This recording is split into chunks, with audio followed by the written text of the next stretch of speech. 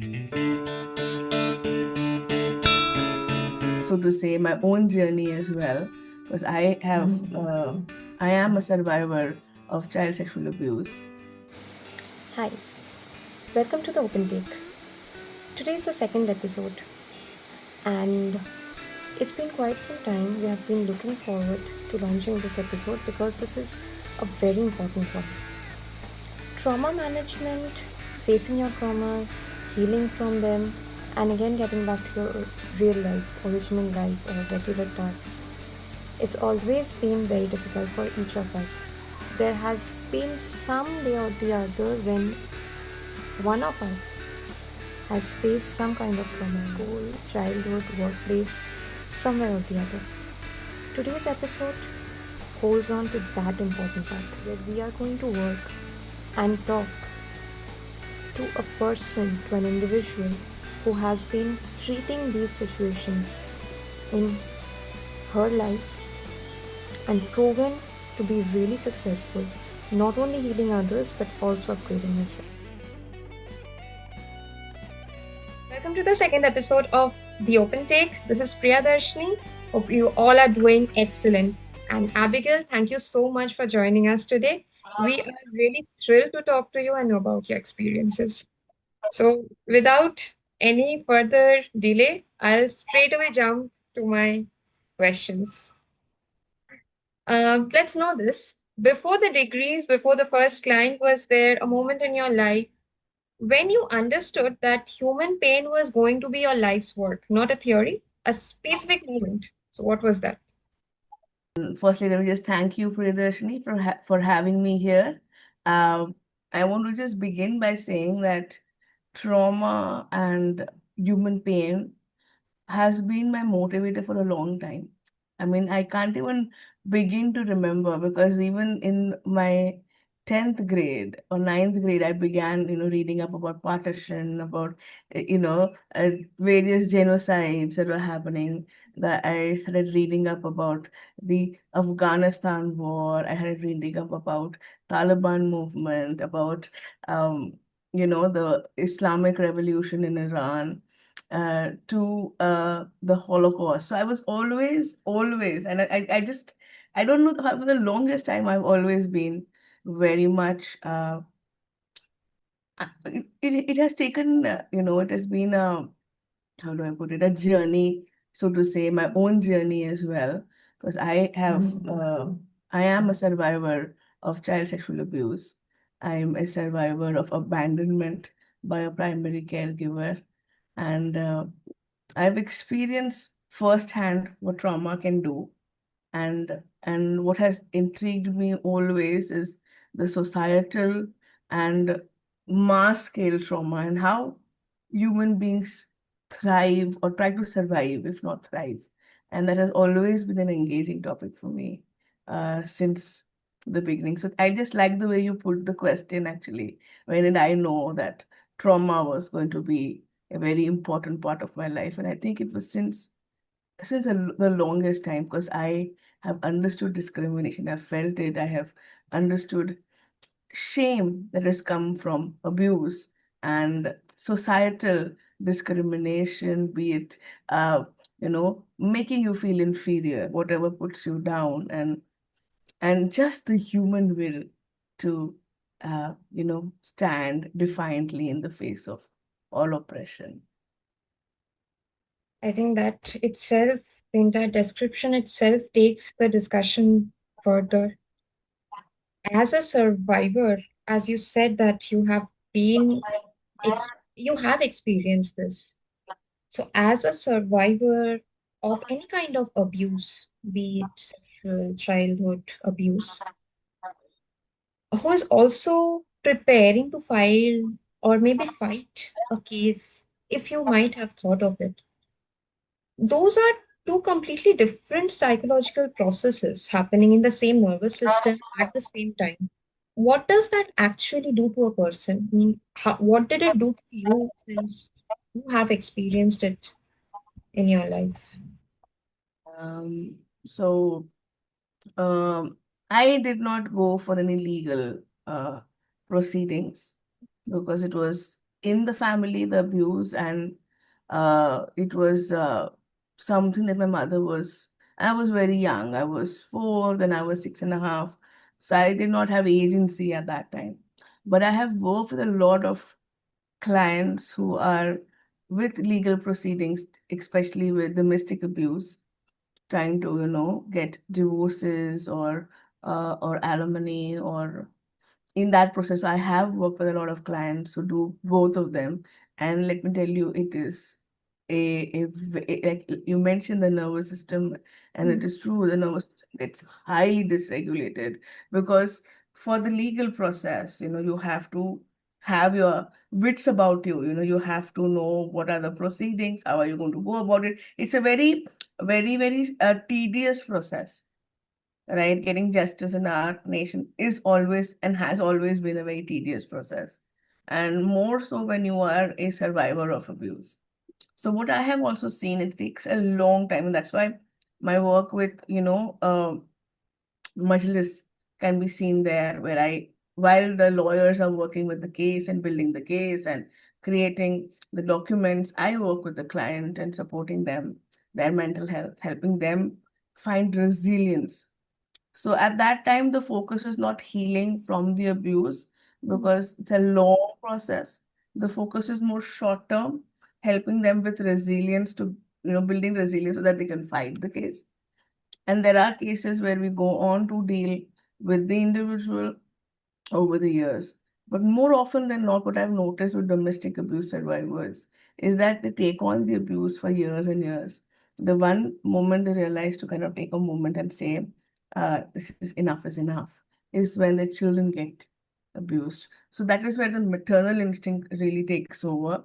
And so the focus stops being, um, more on, their needs, but much more on the legal focus. So that is where I've noticed that a lot of clients are not really or having the bandwidth, actually, to be very honest, don't have the bandwidth, and the nervous system is very overwhelmed and they have too many things to do. So at the simultaneously to do both the things, it is a very, very strenuous process.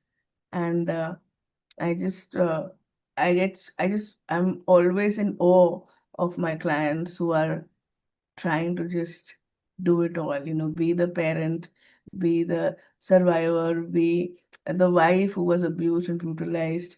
Uh, because there are cases of sexual abuse as well, along with domestic abuse, where the spousal sexual abuse, which complicates things even further, damaging uh, any ability for the other person to recover sexually. Of course, there is a long process, but in that time, because this person they have loved, this person beats them, this person abuses them sexually also. And it is all a thing related to suffer silently, and they keep on doing that for years till they cannot anymore. And I think one of the recent years, we've seen a movie called Darlings by Alia Bhatt, and that kind of explores it, because she takes it, she keeps blaming her, oh, मैंने खाने में नमक कम डाल दिया था, or I did this. Uh, so, when you see Alia Bhatt, she takes a step, especially when she miscarries due to the Yeah. abuse. And that is where she realizes that that's it for her, right? So it is a mixture of a lot of emotions, and it can be extremely painful, the whole process. So yeah. And I understand why a lot of people might not want to take the legal recourse. Not that it is not your right, but sometimes people are just too overwhelmed to handle all of it. And I won't blame someone for not going with the legal recourse. Of course, that is what we would always suggest because it's your right. Otherwise, without seeking seeking a legal remedy, the abusers continue. They do not stop. They do not acknowledge the harm that they have done. And even after, being accused, being, going through the case and, getting the divorce and all of that, being even behind bars, still might not change their perspective, but at least society acknowledges that this and society sees that this is wrong, right? So yeah, there are a lot of reasons why one should seek legal options and your seek justice, but so many times it's just too much to bear. I think to talk after this, the one who is my hands are literally shaking at the moment. Um, let's go on, move on to the next question. So, do you think at any point of time, people with borderline personality disorder, is it one of the most stigmatized diagnoses in all of psychiatry? I mean, what do people who actually fall in love with such kind of individuals end up with? I have seen cases where people actually are in relationship with diagnosed schizophrenic or maybe diagnosed with bipolar disorders, somatic disorders, or maybe some kind of psychological disorders, claiming themselves to be sadist.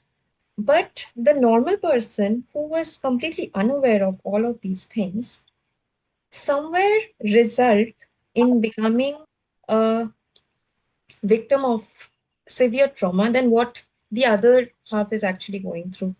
So, what do you think? Is it easier to um, overcome from a sexual abuse, or is it easier to overcome? Actually, this gets included in that also. When you're in relationship with a certain kind of an individual or a character, I think both sexual and psychological abuse affects a person parallelly. So in that at that point of time, how does one come out? I mean, you have treated people such cases. So how difficult was it for that kind of an individual to come out from that kind of a situation?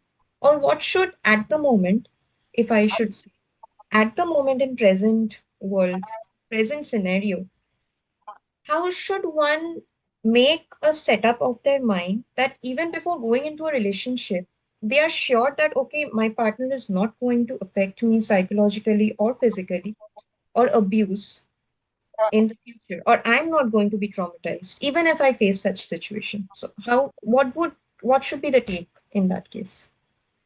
Okay, so there is a multiple question.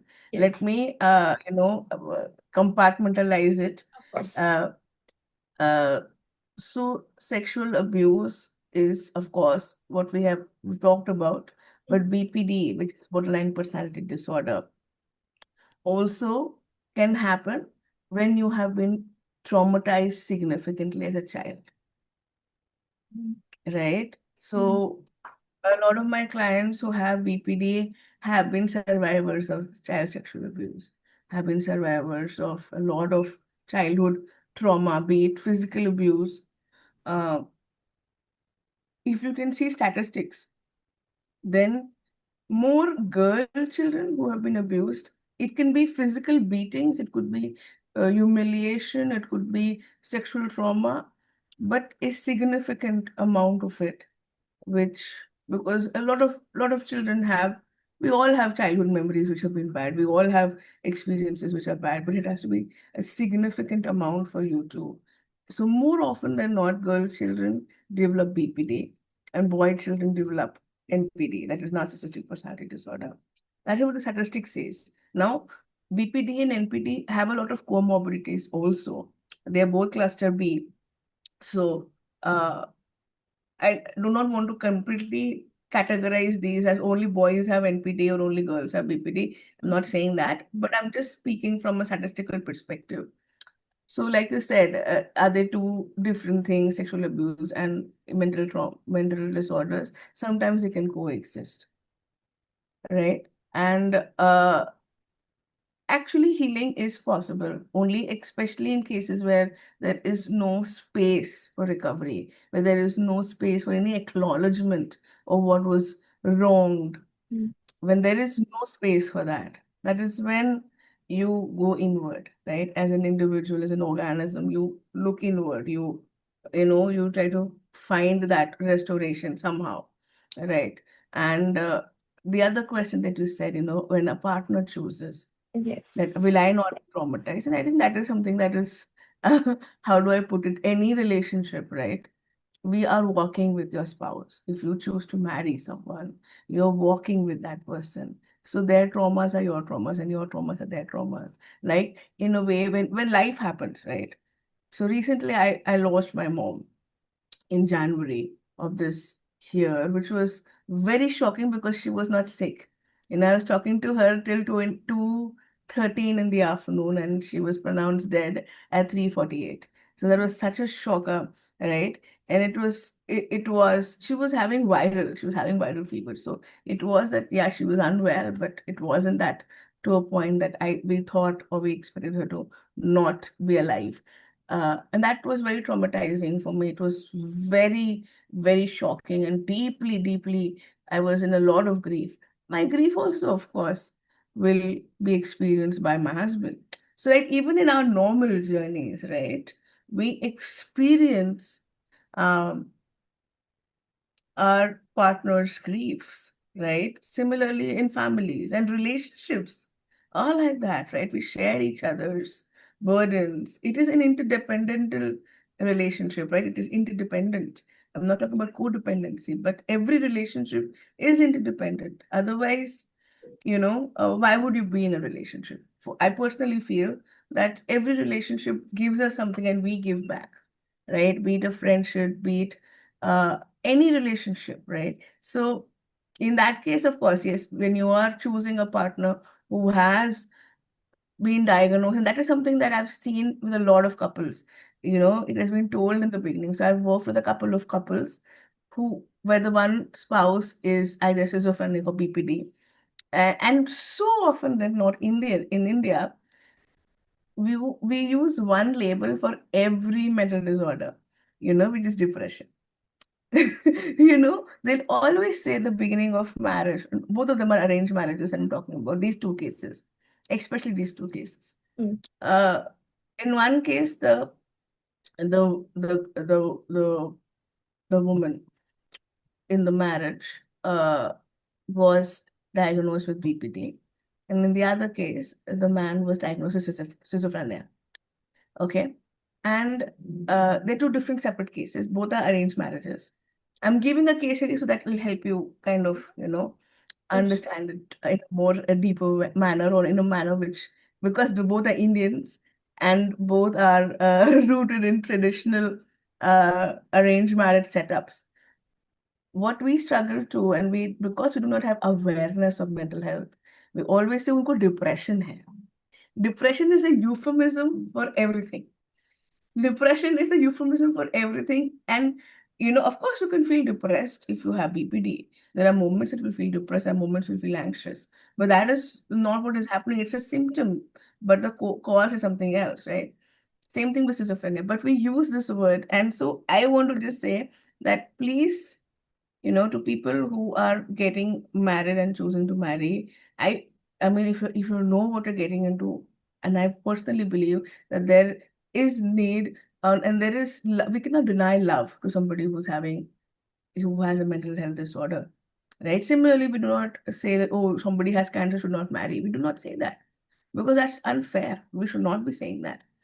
But you should know what you're getting into, right? And that is something that I just want to say, because if you choose to, you've loved someone and you want to be with them, that is completely different, right? But in arranged marriage setups, what happens is you are not aware what you're getting into because you've not researched enough. And of course, there are some things that attract you for that relationship. It could be the way the person is, it could be the family, it could be the degree, it could be the job, it could be many things, right? But I just want to say that knowing, and even if you're in love, right? Even if you're in love, I would say that you need to know what you're getting into. Because again, it may sound very harsh right now. It may sound like, as a psychologist, I'm saying, oh, don't marry somebody who has a mental health disorder. But again, depression, anxiety are or sexual abuse, or so low self-esteem. All of these, we cannot everybody struggles with something or the other, right? Some of us might have low self-esteem, some of us might have a tendency to feel more anxious, might not have an anxiety disorder, right? We all have our own baggage, right? But especially in cases with BPD, especially in cases with NPD, with cases like this schizophrenia, knowing what you're getting into can help you also aid your partner's healing. Otherwise, it might just lead to more stress for you and for your partner, because I've noticed that because you don't understand how to deal with them, a lot of domestic violence also happens. So in this case, where the girl had BPD, because the spouse just could not understand and just could not reach out, and especially when you have BPD, you might just start throwing things in a fit of rage and just not know what to do, and or hurt yourself or hurt your spouse, and the spouse doesn't know how to handle it, right? And that kind of might not know what to do, and might lead to more abuse and more harm. So I mean, it's sounding very that I'm being very, but I'm just saying every relationship one has to think about. So I just want to briefly explain how it might look like in marriages, especially in arranged marriage setups, where we use the word depression as a euphemism for all mental health disorders in India. And especially in the arranged marriage setup, I've noticed that many times we've only expressed that the person has depression. Whereas in both cases, two cases that I want to just talk about very briefly, the diagnosis was, or what was mentioned is, oh, they have depression. But in one case, the man had schizophrenia, which he was fully diagnosed, was on medication, but instead of explaining the severity of the condition, the parents chose to just say he has depression. In the second case, uh, again, the girl had BPD, and she chose to say that she suffers from anxiety and depression. In such cases, what I would just want to really recommend, if of course you love someone, you have a relationship with someone with a mental disorder, even then I would request that you learn up, understand how you can support your partner's healing journey, and know that there will be aspects that they might not be able to support you with at all. So you might have a bad day, but if a spouse who has BPD is having a meltdown, will not be able to support you. So those are realities and practicalities of living with somebody who has a severe mental health disorder. Um, and what I would recommend, especially in arranged marriage setups, because we choose so many times the family background or the job or the position, instead of understanding what a relationship can look like, I would recommend that you read up, understand what you're getting into, right? Of course, individuals who have mental health disorders, who have challenges, deserve love, and I'm someone who will always advocate for it. But the love needs to be reciprocated. At the same time, the love needs to be aware what I'm getting into, right? So these are a couple of things I want to just share, because these are realities, right? These are real realities. It might affect your children. It might, and especially I've seen BPD mothers transfer on BPD to their children, and the cycle just continues. And that is something that I think we can address more deeply, especially narcissistic abuse, parental narcissistic abuse, and how it can be an intergenerational trauma, So, which just just part. interrupting a little bit, parents also have an influence as, I mean, narcissist in children's life. Yes, we can see that, especially uh, mothers and even fathers. I've noticed that with all narcissistic parents. There can be two. You can be a person who has NPD, that is narcissistic personality disorder, Mm. Yeah. and you can be someone who doesn't have NPD but is a narcissistic parent. Right? Of course, a narcissistic personality disorder individual who is an NPD will also be a narcissistic parent, a narcissistic spouse, a narcissistic friend. That is given. But you can be someone who doesn't have any mental health disorder and still be a narcissistic parent. And that trauma is very significant. That can might not always lead or translate into a mental health disorder, but definitely translates into self-sabotaging patterns, individuals who have severe chronic self-loathing and low self-esteem and self-harm as well as a way of coping. Children develop it very young. They develop harming themselves as a form of coping. And of course, self-harm, we call it self-harm, but it is never from the intention of harming yourself, right? When somebody is cutting, it's not to kill themselves. Someone is cutting because that's the only way to direct their pain, which is so internal. There is no tangible, because, okay, now I have a physical pain, I can tend to it, right? Because the thoughts and the emotions become so overwhelming. It becomes dangerous, right? Because you can cut deeper, you can hurt yourself, and you might actually bleed out. That happens in so many cases. Mhm. Similarly, we can see any unhealthy coping tool, be it alcohol, be it substance abuse of any kind. It is to numb the pain, or it is to it's to kind of transfer the pain into a more physical form, but it is never to, I just want to make that Yeah. point here because I feel we use self-harm a lot, and there can be a lot of guilt associated, especially when that is one of your coping mechanisms. So yeah, I just wanted to address that as well. Yeah. Think the audience who would be listening to this, I mean, they should be more aware of the situations they might be facing, or even a little bit of a tendency, even maybe skipping a meal just because they are unhappy for a situation. I think that also comes under kind of self-harm. They should be more Yeah. aware of themselves and keep themselves safe. And moreover, when the country has introduced especially a portion or an extra institution to concentrate on mental health, I think that's an excellent thing which has been done. Coming to my next question, we have come across several cases in the last few years about not only last few years, this has been there down the lane, but recently severe cases has come up about public physical abuse or a random physical abuse, we might tag under rape or Yeah. unwanted physical intimacy, we can say. In that case, we generally have two parts to the situation, the victim and the assaulter. The victim, anyway, is traumatized after the situation. It takes several days, several months to come out of that.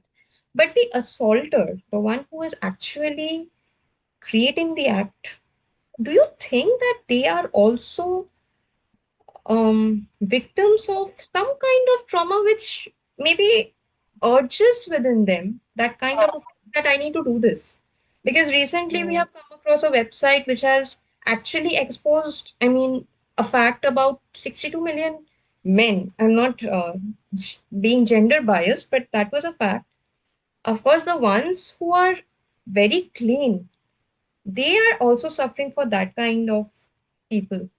So, do you think that those are actually trying doing that kind of an assault? They are also victims of some kind of trauma because rehabs are there for them also, or maybe punishment where they are not acknowledging what I have done. I have done. I'm happy about it, and that's really gruesome. So, are they also victims to any kind of trauma or anything that they have that feeling that I need to do that? Yeah. And I think you're talking about the Epstein files, right?